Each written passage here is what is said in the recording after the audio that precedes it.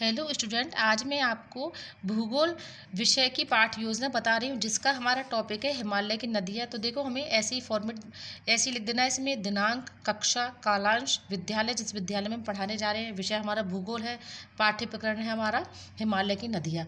अब देखते हैं उद्देश्य और विभागत परिवर्तन।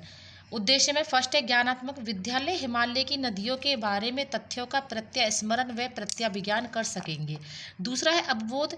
छात्र हिमालय की नदियों को प्रभावित करने वाले कारणों के बारे में स्पष्टीकरण व वर्णन कर सकेंगे। तीसरा है ज्ञान उपयोग। छात्र हिमालय की नदियों से प्राप्त ज्ञान का स्थानांतरण कर सकेंगे। चौथा है कौशल। छात्र हिमालय से निकलने वाली नदियों का मानचित्र बना सकेंगे। छात्र हिमालय से निकलने वाली नदियों की सहायक नदियों का मानचित्र बना सकेंगे। फिर है अभिरुचि। छात्र हिमालय की नदियों के बारे में चर्चा कर सकेंगे। छात्र हिमालय की नदियों के बारे में अधिक जानकारी प्राप्त करने के लिए पत्र पत्रिकाएं पढ़ सकेंगे। फिर है हमारा अगला अभिवृत्ति। छात्र हिमालय की नदियों के बारे में सकारात्मक व नकारात्मक दृष्टिकोण दे सकेंगे। फिर आ जाएगी देखिए हमारी सहायक सामग्री। सहायक सामग्री में हिमालय की नदियों का मानचित्र व कक्षोपयोगी सामग्री। पूर्व ज्ञान। छात्र हिमालय की नदियों के बारे में सामान्य ज्ञान रखते हैं।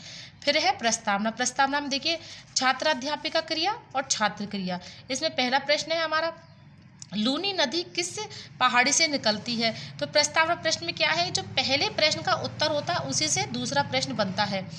तो लूनी नदी अरावली की पहाड़ियों से निकलती है। फिर दूसरा प्रश्न देखिए, अरावली की पहाड़ी किन नदियों का जल विभाजन कार्य करती है। तो अरावली पहाड़ी सिंधु गंगा नदी का जल विभाजन कार्य करती है। सिंधु गंगा नदियाँ कहाँ से निकलती है। सिंधु गंगा नदियाँ हिमालय से निकलती है। चौथा प्रश्न हो जाएगा, हिमालय से निकलने वाली नदियों के बारे में आप क्या जानते हैं। ये समस्यात्मक हो जाएगा। उद्देश्य कथन, आज हम हिमालय से निकलने वाली नदियों के बारे में विस्तार पूर्वक अध्ययन करेंगे। अब शिक्षण बिंदु हमारे देखिए तीन है, सिंधु नदी तंत्र, ब्रह्मपुत्र नदी तंत्र और तीसरा है गंगा नदी तंत्र। अब देखिए हमें इस तरह से फॉर्मेट बना लेना है। शिक्षण बिंदु, छात्र अध्यापिका क्रिया, छात्र क्रिया, विधि प्रविधि, सहायक सामग्री और शामपट्ट कार्य। अब पहला हमारा शिक्षण बिंदु है सिंधु नदी तंत्र। इसके विकासात्मक प्रश्न हम देखेंगे। पहला प्रश्न है, हिमालय से निकलने वाली नदियाँ कौन कौन सी है। तो सिंधु गंगा नदी। दूसरा प्रश्न है, सिंधु नदी का उद्गम कहाँ से है। तो मानसरोवर के पास तिब्बत से। तीसरा है, सिंधु नदी की लंबाई कितनी है। सिंधु नदी की लंबाई है 2900 वर्ग किलोमीटर। चौथा प्रश्न है, सिंधु नदी में कौन सी नदियाँ मिलती है। तो ये अस्पष्ट उत्तर। अब देखो इसमें विधि प्रविधि में आ जाएगा प्रश्नोत्तर विधि, और इस तरह से हमें एक मिनिएचर बना देना है। और शामपट्ट कार्य, शामपट्ट कार्य में देखिए सिंधु नदी का उद्गम मानसरोवर झील तिब्बत में है। इसकी लंबाई 2900 वर्ग किलोमीटर है। सिंधु नदी में मिलने वाली नदियाँ झेलम, चेनाब, रावी, सतलुज आदि है। अब यहाँ पर देखते हैं हम छात्र अध्यापिका कथन। सिंधु नदी की लंबाई 2900 किलोमीटर है। सिंधु नदी में झेलम, चेनाब, रावी, सतलुज नदियाँ मिलती है। ये नदियाँ आपस में मिलकर पाकिस्तान में पठानकोट के पास सिंधु नदी में मिल जाती है। छात्र क्रिया में आ जाएगा, छात्र ध्यान पूर्वक सुनेंगे। फिर विधि प्रविधि में आ जाएगा व्याख्यान विधि। अब ये हमारा एक पहला शिक्षण बिंदु हो गया है। अब दूसरा शिक्षण बिंदु है हमारा ब्रह्मपुत्र नदी तंत्र। अब इसके विकासात्मक प्रश्न हम देखते हैं। भारत के पूर्व में कौन सी नदी बहती है। तो भारत के पूर्व में ब्रह्मपुत्र नदी बहती है। कौन सी नदी आपस में ब्रह्मपुत्र का निर्माण करती है। तो दिबांग, लोहित और केनुला। ब्रह्मपुत्र को बांग्लादेश में क्या कहा जाता है। जमुना। फिर चौथा प्रश्न है, वर्षा ऋतु में ब्रह्मपुत्र नदी से अधिक क्षति क्यों होती है। तो इसका स्पष्ट उत्तर हो जाएगा। अब प्रश्नोत्तर विधि। अब इसमें देखिए इस प्रकार से हम मिनिएचर बना देंगे। ब्रह्मपुत्र नदी का दिबांग, लोहित और केनुला बांग्लादेश में यमुना नदी। अब देखो ऐसे ही हमें पहले जैसे फॉर्मेट बनाना है। शिक्षण बिंदु, छात्र अध्यापिका क्रिया, छात्र क्रिया, विधि प्रविधि, सहायक सामग्री और शामपट्ट कार्य। अब दूसरा जो शिक्षण बिंदु था उसमें हमारा छात्र अध्यापक कथन देखना। वर्षा ऋतु में ब्रह्मपुत्र नदी अपने किनारे से ऊपर बहने लगती है। ब्रह्मपुत्र नदी में सिल्ट निक्षेपण की मात्रा बहुत अधिक होती है। इसके कारण नदी की मात्रा बहुत अधिक बह जाती है और यह बार बार अपने धारा के मार्ग में परिवर्तन लाती है। छात्र क्रिया हो जाएगा, छात्र ध्यान पूर्वक सुनेंगे। विधि प्रविधि या व्याख्यान विधि। अब इसमें देखिए शामपट्ट कार्य में हमें क्या लिखना है। भारत के पूर्व में ब्रह्मपुत्र नदी है।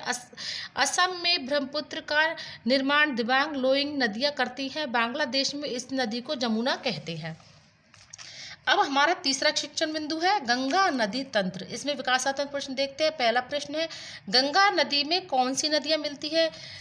तो यमुना, घाघरा और गंडक। दूसरा प्रश्न है, गंगा नदी पूर्व में कहाँ तक बहती है? पश्चिमी बंगाल तक। गंगा नदी की लंबाई कितनी है? 2500 किलोमीटर से अधिक। सुंदरवन डेल्टा किसे कहते हैं? अस्पष्ट उत्तर। अब विधि प्रविधि में आ जाएगा प्रश्नोत्तर विधि। अब इस प्रकार से देखो, हमें ये बना देना है एक मिनिएचर।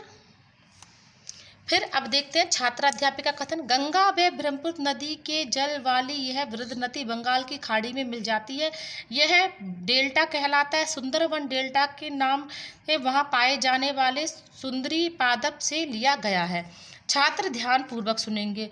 फिर विधि प्रविधि में आ जाएगा व्याख्यान विधि। अब देखते हैं हम शाम कार्य में, गंगा नदी में यमुना, घाघरा, गंडक नदियाँ मिलती हैं। गंगा नदी पूर्व से पश्चिमी बंगाल तक बहती है। गंगा नदी की लंबाई 2500 किलोमीटर से अधिक है। अब देखिए पुनरावृत्ति प्रश्न। इसमें पहला प्रश्न है, हिमालय की नदियाँ कौन सी हैं? दूसरा है, सुंदर डेल्टा किसे कहते हैं? तीसरा है, गंगा नदी में कौन सी नदियाँ मिलती है? अब चौथा है, ब्रह्मपुत्र नदी को तिब्बत में क्या कहते हैं? अब इस प्रकार से देखिए मूल्यांकन प्रश्न हम बनाएंगे। पहला प्रश्न है, हिमालय से कौन सी नदी निकलती है? तो इस तरह से हम 4 ऑप्शन दे देंगे, महानदी, नर्मदा नदी, गंगा नदी, कावेरी नदी। दूसरा प्रश्न, सिंधु नदी की लंबाई कितनी है? 2400 किलोमीटर, 2900 किलोमीटर, 3400 किलोमीटर, 3900 किलोमीटर। फिर अब देखिए तीसरा प्रश्न है, हिमालय से कौन सी नदियाँ निकलती है? चौथा प्रश्न, ब्रह्मपुत्र नदी को बांग्लादेश में क्या कहते हैं? पांचवा प्रश्न, गंगा नदी की लंबाई कितनी है?